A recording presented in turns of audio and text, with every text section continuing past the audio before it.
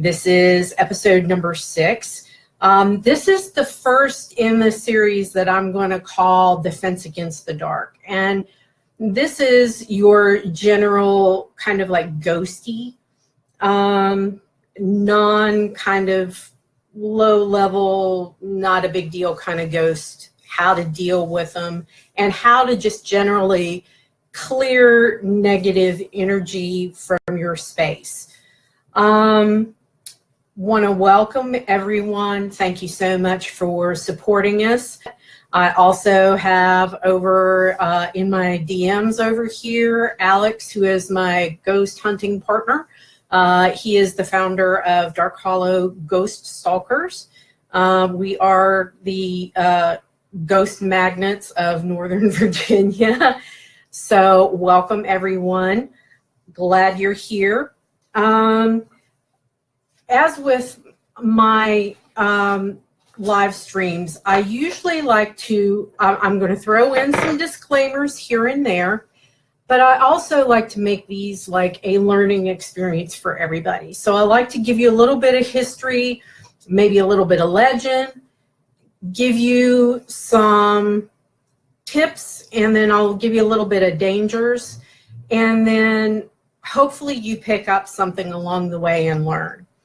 So protecting and wanting to ward your home from spirits, ghosts, other entities, and negative energy in general is a long tradition that spans many religious beliefs and all over the world. So if you look back in the Judeo-Christian tradition, in the book of Exodus, Jews were told to paint the lintels of their homes with blood so that the angel of death would pass them by. And many Jews now put mezuzahs on the gates and the right-hand side of all the doorways, with the exception of their bathrooms. And a mezuzah is a sacred scroll, and then it's placed inside a box. And, you know, it's a holy scripture. And the Talmud teaches that while most kings sit inside and their guards protect them from without, God stations his protection as manifested in the mezuzah on the outside, protecting his beloved people. Pagans, you know, ward and protect their homes with talismans at the four corners of their property and their home. They had, you know, cleansing rituals that they do to clean negative energy from their space. Feng shui practices include balancing your home to get rid of negative energy and to ward off evil spirits. Now, in the southern United States,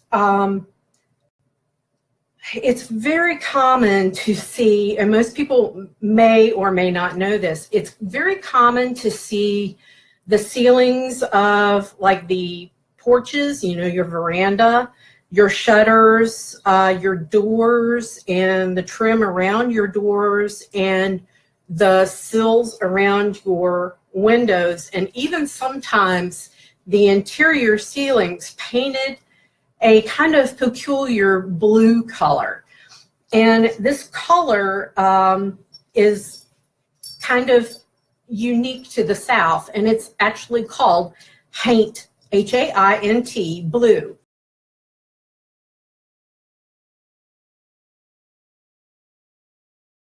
And a lot of people believe it serves two purposes. One, they believe that it's an insect repellent because the bugs think that it's the sky and they stay away from it.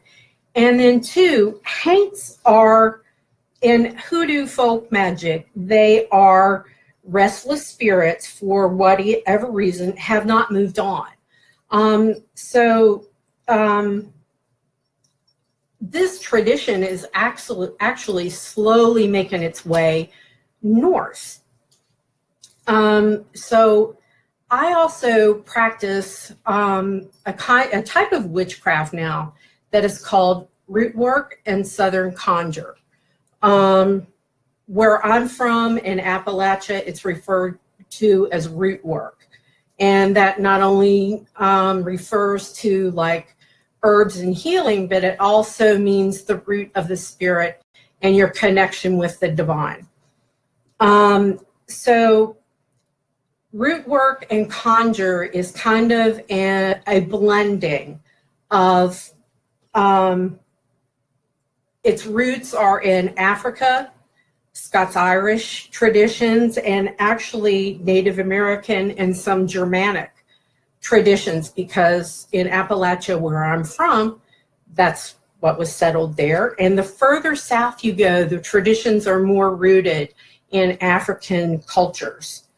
So a lot of times, I don't know if you guys have traveled much in the southern United States or not, or in the Appalachian Mountains. Sometimes you'll see these peculiar little stick-looking trees, and they have bottles on them.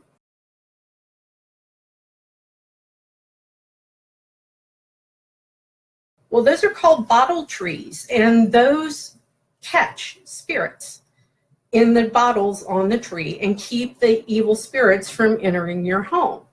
And a lot of, especially in the Deep South, they assert that that started, you know, in the Congo in 900 AD, and they brought it here from Africa. But the tradition actually started much earlier than that, with like capturing, you know, you guys have all heard a genie in a bottle, right? And that actually, you know, started in Mesopotamia and much earlier than that. So capturing spirits and warding your home and warding your space has been a long-standing tradition. Also, let's see, in the Deep South, there's still a tradition of erecting what's called a Congo tree altar, and you'll see plates put up alongside graves with, you know, like little trees and stuff, and that's to honor their dead ancestors. And the further north that you go, instead of bottle trees, it was morphed into hanging witch balls in the windows.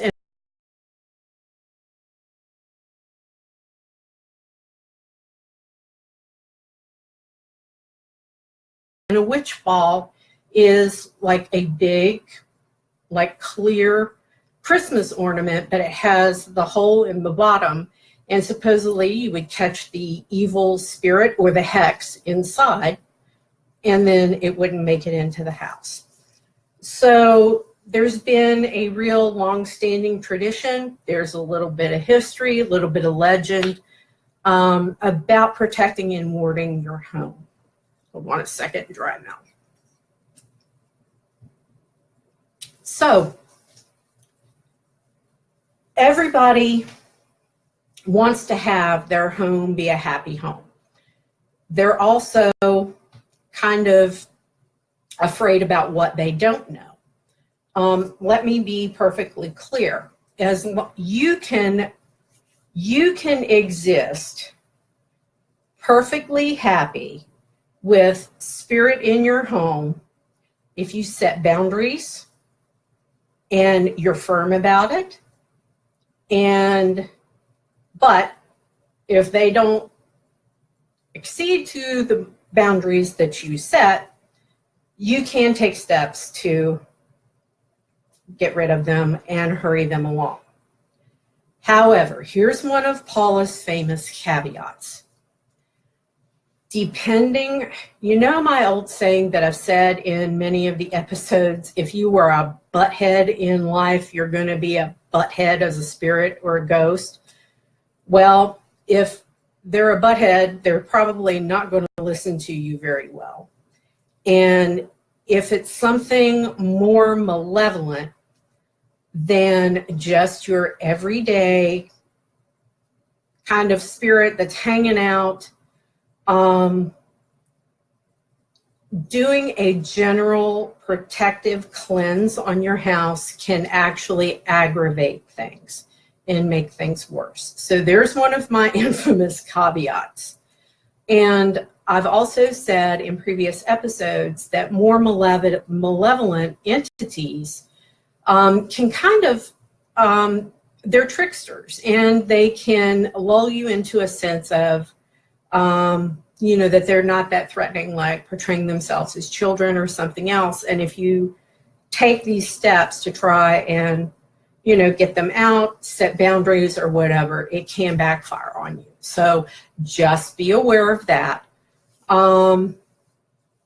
because I don't want anybody to think that this is the end all, tell all, that this will fix all your troubles in the world. Hello, everyone. So with that said, in Southern Conjure and in a lot of pagan traditions, there is almost a ritual method to sweeping out, literally sweeping out the bad energy out of your house and sweeping out any lingering spirit that we don't want around. And like in Southern Conjure, you typically do we used to call it the big cleaning on New Year's Eve. And you would literally throw out your old broom, okay, and start with a brand new fresh broom. And that's one supply you're going to need is a brand new fresh broom. Because who wants to spread around all your schmut? You think about how cruddy 2017 was for most people. Why do you want to be spreading around that schmut in the new year? You know, you want to get rid of all the negative stuff, so throw that old broom out, get you a brand new fresh broom. So what you would want to do in the first step, there are a couple of caveats. It's going to depend on the types of smell that you can tolerate, whether or not you can tolerate smoke. And because I know people, you know, with severe allergies, COPD, that kind of things, there are some things that you can't tolerate, and I'll give you some alternatives that you can have for each step of the way here. So what you want to do, the very first thing is dust the house and vacuum like you would normally, but you start at the top floor, and then you want to end up on the main floor where the main entrance is to your home. And the last thing you want to do is symbolically open that front door and dust everything out. Then you take that, as you're dusting, what you want to dust with, if you can tolerate the smell, is to use lemon oil to polish your furniture. Lemon oil is a natural repellent to spirit, okay? Now, when you're going through the house, make sure you get down any cobwebs. You dust your HVAC vents, things that we, you know, sometimes miss from week to week. This is a thorough, deep cleaning, including wiping down the tops of your doorways, wiping down your baseboards. Now, to wipe down your doorways and baseboards, if you can tolerate the smell, use good old-fashioned pine salt, okay? If you cannot tolerate that smell, you can use like a lavender-based cleaner, or you can make up your own wash by doing distilled water with a couple of drops of lavender essential oil, or I've even taken sage out of my kitchen, boiled it in a small pot inside a piece of cheesecloth, and then put that in a spray bottle and sprayed down my baseboards and just kind of lightly, you know, dusted down with that, and everything was okay. It depends all on what kind of smells you can tolerate, you know, that kind of stuff. If you have any allergies, in a pinch, but I don't really recommend this, you can use sea salt. And the reason that I don't recommend this is because the sea salt can tear up the paint in the wood. If you've got hardwoods and stuff like that, you really don't want to do that. So the next thing you want to do is to take that brand new broom, start at the top of the house, and literally sweep the negative out and physically say, you know, out with the old and with the new, you know, something to the effect you're imagining a bright white cleansing light that's just getting rid of all the schmut, that's getting rid of all the ooga boogas. And your broom is very symbolic. It's symbolic to you. You're trying to get rid of the negative energy out of your life. You're trying to get the negative energy that may be attached to you, attached to your home, the whole 9 yards. So you just don't want to, you know, keep anything around. Clear your mind of any kind of negative thoughts when you're doing this. Keep everything very positive. You can even put like positive, upbeat music on as you're doing this to keep yourself in a better frame of mind. Now, the last thing you want to do is to end up on the main floor with the main entrance, like you go from the back of the house to the front of the house, and you literally, again, sweep all the negative out of the house. Now, here's where the fun goes. If you can tolerate it, take a smudge stick, and it can either be white sage or it can be sweetgrass. White sage can be very pungent. So, you know, depending on whether or not you can tolerate that smell. Sweetgrass is not quite as pungent.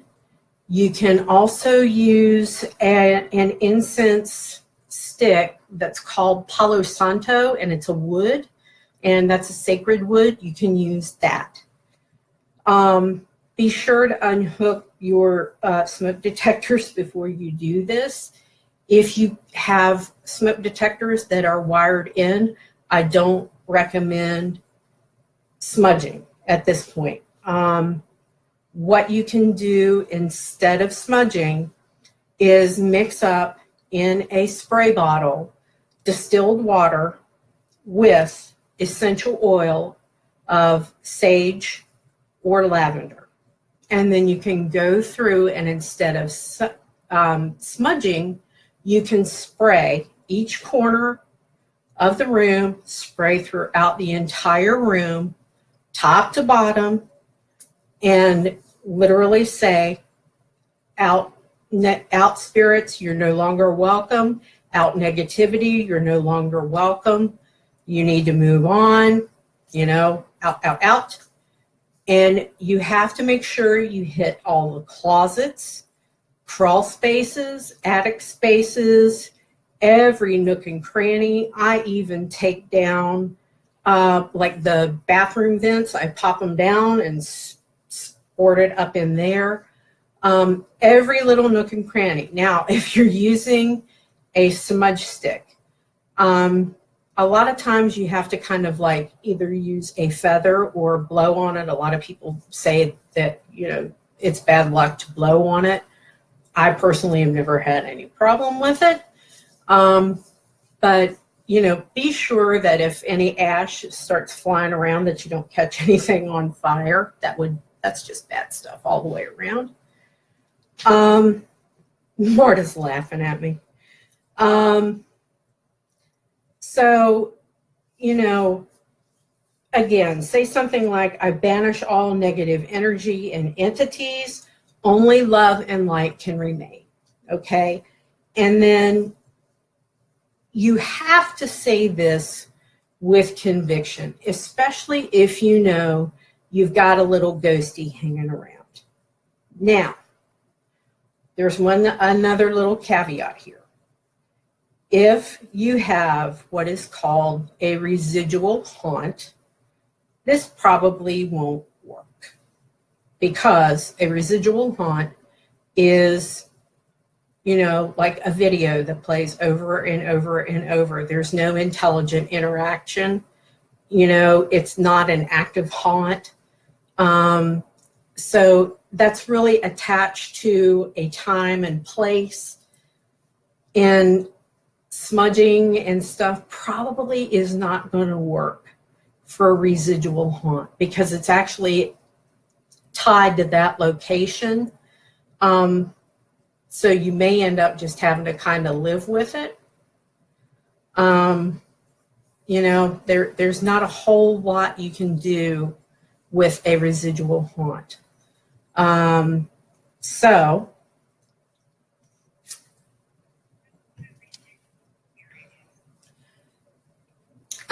A residual spirit is,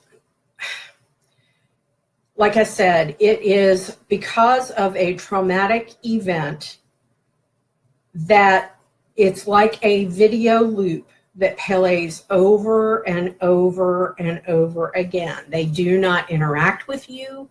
They're not cognizant of what's going on around or anything like that. It's literally like watching a movie loop play over and over and over again. It's a very low level vibration, and they're very benign. As long as you can take the fact that they're going to hang out and you're going to see this happen, you know, every once in a while over and over again, you know, I would just say, you know, watch the movie and hang out and pop some popcorn, because you're probably not going to get rid of them. Now, if you don't do all of these steps with a little bit of conviction, it's not going to work because the ghost is going to know that you don't really mean it. So, and this was particularly true, you know, when Alex and I belong to a paranormal team that other paranormal teams call. And that is because we're one of the few that will do a house clearing. And we always take the homeowner, if they want the house cleared, I can't really clear the house for you. You're the one that has to set the boundaries. And you're the one that needs to reclaim your space. So, you know, we always ask that the homeowner come through with us, and they have to reclaim the space and have to say everything and do everything with conviction. If you're a wimp about it, it's not going to work. And I'm going to tell you that right now. Now, after you have smudged or sprayed the spray around, take some sea salt and place it in each window of each room, starting at the top of the house like the other ones, and work your way down. And then, as an alternative, if you don't want salt in there, you can use some ground sage from your kitchen. I have even used, instead, get a brick from like Home Depot, Lowe's, wherever. Take a chisel, take out your frustrations outside, start chiseling it up, gather up the dust from the brick. Brick dust is a great repellent of ghosties and negative spirits. You can put brick dust across in there, so then, you know, the salinity won't affect like wood, a paint job, anything kind of like that in the windowsill. But it's a great repellent. So also above every window, you want to, you have to do this room to room. So above every window, you also want to use some essential oil to seal any entrance from the outside to the inside. So above every window. Now, depending on your faith, you can, you know, do a sign of the cross and say a prayer as you're doing it. And it's whatever prayer that speaks to your religion, whether you're Christian, whether you're pagan, you know, you practice heathenry, whatever it is, whether you're Jewish, Muslim, whatever. You can, you know, witches and Wiccans would do, you know, a pentagram to seal it. You can use runes, like an Elder Futhark rune to seal the top of the window. To do one of the protective runes or series of runes. There are alchemical runes that you can write on the top and do that with sage oil. You can use rosemary oil, or you can use lavender oil. My preferred one is, you can also use Palo Santo essential oil. My most preferred one is sage. Excuse me, I have got a serious case of dry mouth today. And again, you want to go room by room, back of the house to the front, do all the windows and all the interior doors, seal them, say your prayers, and then the last one that you want to do is the one on the main level, the main entrance to the house. So then as you go out, you'll symbolically shut the door behind you, seal it, make sure you have your keys with you in case, you know, especially if you have little ones or you have doggies like mine that like to jump up on the door and throw the deadbolt and lock you out, and you have to go to your neighbor's house to go get the key. Thank God that they had one. True story. So make sure you have your key with you. And then the last thing is the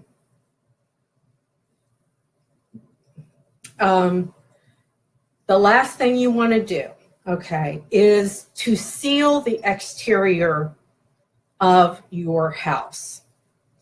Now, you can do this a couple of different ways. You can use the sea salt. I do not recommend this if you have expensive plantings around the exterior of the house. You can use, I have used that water that I have made up in my kitchen with a combination of rosemary and lavender and sage, loaded it up in a water bucket and literally watered my foundation. My neighbors thought I was absolutely friggin' insane, but you know, I don't care. They've seen me do a lot of crazy things in the last 17 years, and hey, I am who I am. And, or that brick dust. You can take the brick dust and go around the foundation of your house. The final thing that you would do, you can also use Hawaiian black salt. That's another really good one. The final thing that I do then is to bury a black tourmaline at the four corners of my home. Black tourmaline is the absolute best stone that there is for repelling, you know, ghosties and negative entities. Now, with that said, you can go back in your house, and now that you've cleaned your house, you kind of need to clean you, because what you've been doing is subjecting yourself to sweeping out all that negative energy, okay? So now you need to clean you. You can either do that by, my favorite way is doing a bath and taking, you know, a combination of sage and rosemary out of my kitchen, putting it in a piece of cheesecloth, tying it up. There's a bath tea right there, throwing that in the bath, taking a nice long bath, letting everything, you know, just kind of soak away. You can do that as a shower. You can take that bath tea, put it on the stove, just heat it up gently, let it cool down completely, and then use that as a body rinse in the shower. Or you can sage yourself with, you can smudge yourself with sweetgrass with sage or Palo Santo, or you can spray that spray, sage oil spray. Alex just said smudging yourself with sage works, but it makes his cigarettes taste funny. Ha ha, Alex. But you can also spray yourself with that sage essential oil that was loaded into the spray bottle. You can do that too. It all depends on what you can tolerate, what your skin sensitivities are, what your respiratory sensitivities are. That's all up to you. You can also do just plain sea salt in that spray bottle. You can put plain sea salt in your bath water. That's also equally effective. I like a little bit of smelly good in with my bath water. So that's just me though. And the thing of it is while you're doing this, you want to say, again, that you're banishing all the negative energy, banishing any attachments that you may have, and that you are only surrounded by love and light. You can say a prayer in, whatever faith that you have. You can anoint your body with, don't do with pure essential oil. I recommend, putting a couple of drops of like sage essential oil or Palo Santo or lavender or rosemary in like a little bit of jojoba or argan oil, apricot kernel oil, any of those, grapeseed oil, and then kind of anointing yourself, or even mixing it in with like your body lotion or moisturizer that you use, and then basically anointing yourself. And then just imagine yourself being completely surrounded in divine white light and completely protected, like an armor going from head to toe. So now, with that said, you know me. Oh, gosh, sorry, that was Rocky. He scared me a little bit. Here are some of the best cleansing, protective herbs and essential oils. And I'm going to post a document in the group, probably first thing tomorrow morning, of all of these notes with the procedures and everything. The number one go-to for me for smudging, getting rid of ghosties, is white sage. So that's the number one. I use that. You would not believe the bag, literally bag, of white sage that I have in addition to the sage that I have in my kitchen. Sea salt or black salt, I have both. Lemon, and that can be the peels or the lemon oil. Pine needles, pine oil. Palo Santo, and that's the Palo Santo sticks or the oil. Rosemary and lavender. Those are my go-tos. And I usually bring all of those with me when we do a house cleansing, and I actually ask the homeowner if they have any kind of sensitivities at all. And I usually get my black salt from either Amazon or my Whole Foods grocery store carries black salt. And it's called Hawaiian black salt. Witches also make their own version of black salt. When we clean out our cauldrons, we use a salt scrub to clean out the bottom of our cauldrons to get the charcoal and everything like that. because our cauldrons have a tremendous amount of energy in them. That's where we do a lot of our, spell work. That is the center of, my raising energy. My cauldron is just a wealth of Paula energy in it. So whenever I clean my cauldron out with a salt scrub, that salt absorbs all of the charcoal and everything down in the bottom of it. And I save that, and that is a version of black salt. And I use that black salt around for this purpose of protecting my own home. Protective stones. The number one best protective stone is black tourmaline. Another one that is good, but some people don't bond with it and they don't like it. They just have they just don't jive with it, is black onyx. Another one is emerald. One is starlight, and that's also called a fairy tear stone. Agate is very good. Bloodstone is wonderful for absorbing negative energy and repelling negative energy. Peridot is wonderful. That just happens to be my birthstone. And labradorite, that's another one that is wonderful. And the easiest way to protect yourself is, to wear a piece of jewelry, I carry one of these stones around with you.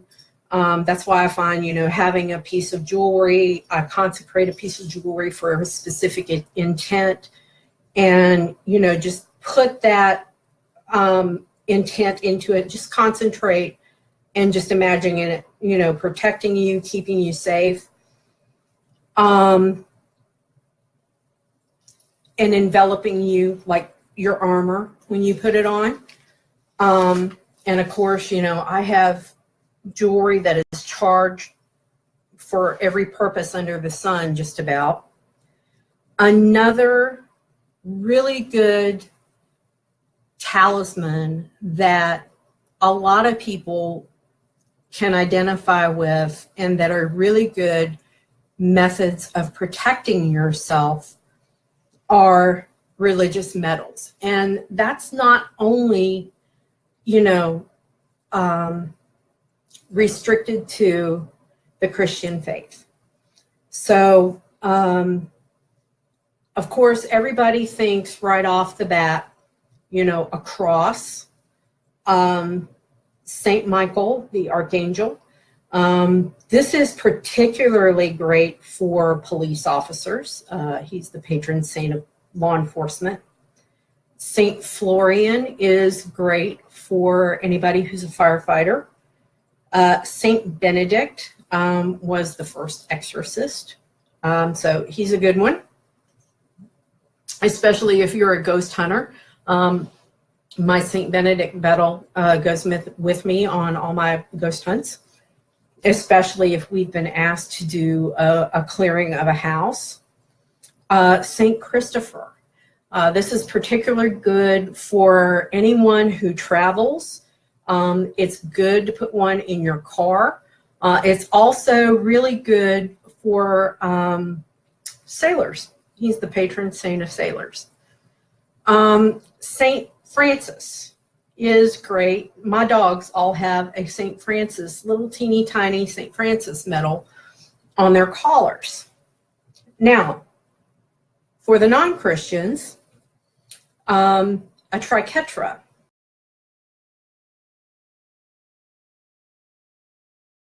Well, it can be Christian also, and that is like the Trinity knot. And, it was kind of co-opted by the Christians, and it was a pagan symbol. And I'll just kind of like bring this out.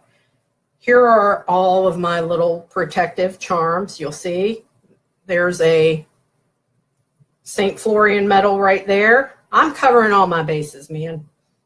There's a cross that my parents gave to my sister when she graduated from high school in 1968. There's a St. Michael, and there's my triquetra. Also, particularly good if you're Wiccan or a witch is what's called a quaternary.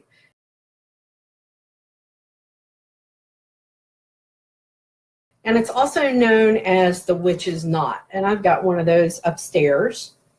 Also a pentagram.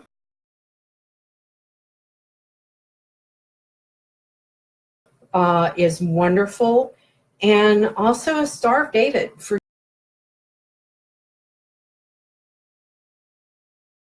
Jews. And I've also gotten prayer cards. And I've particularly gotten a lot of when we've done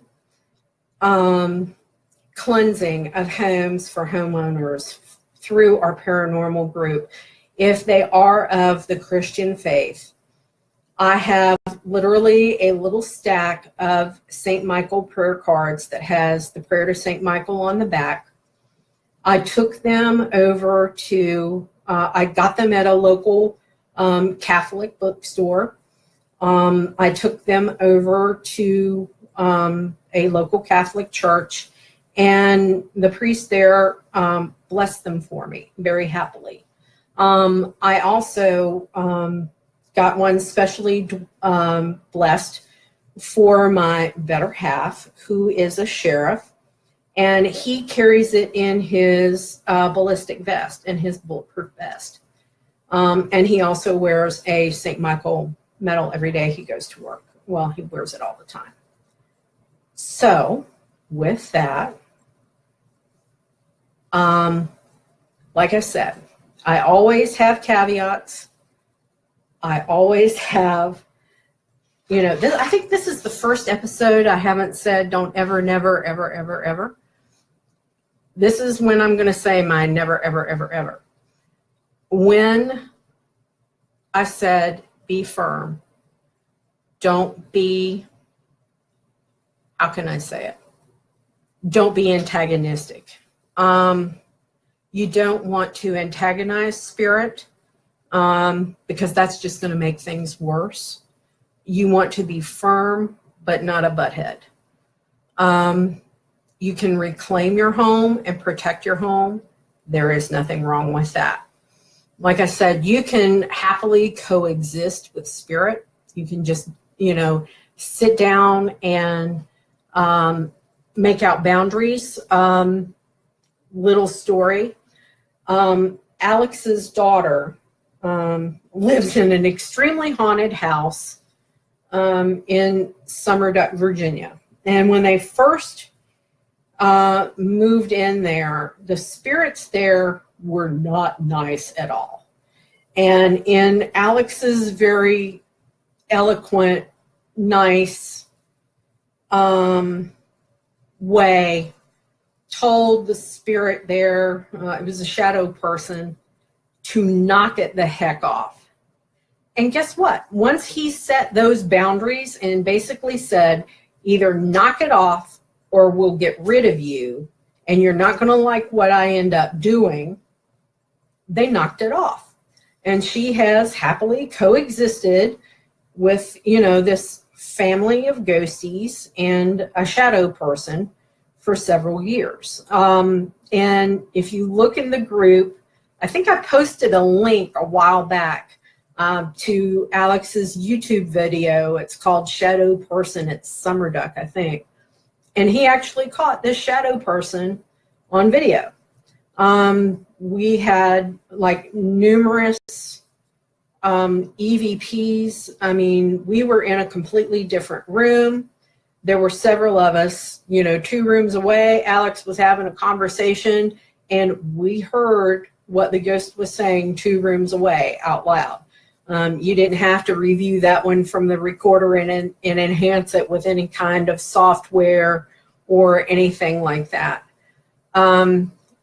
I will say that any time that I have gone to a member of the clergy and asked them to bless a metal or anything like that, they have always been very accommodating. So don't be afraid to ask.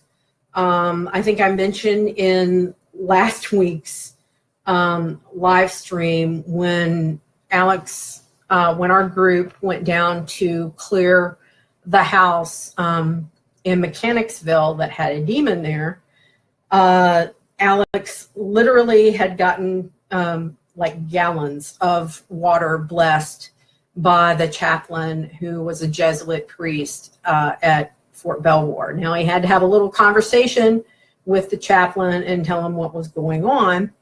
But after he found out what was going on and the purpose of what Alex was doing, he was happy to accommodate. And with that said, do you guys have any questions? I think I kind of hit everything. Tammy said she had her sister bring back blessed medals from the Vatican last September. Oh, one other thing that I forgot. One thing that if you're of Christian faith that you can do is to put up a cross made up of rosewood. They are not cheap. And usually they are blessed at the Vatican. If you go and get them from, like the Catholic shop and stuff, that's also a very effective method for sealing your house if you're a Christian. So with that, thank you guys for tuning in. So with that, you all, thank you for tuning in. Have a blessed evening and walk in the light, everyone. Good night.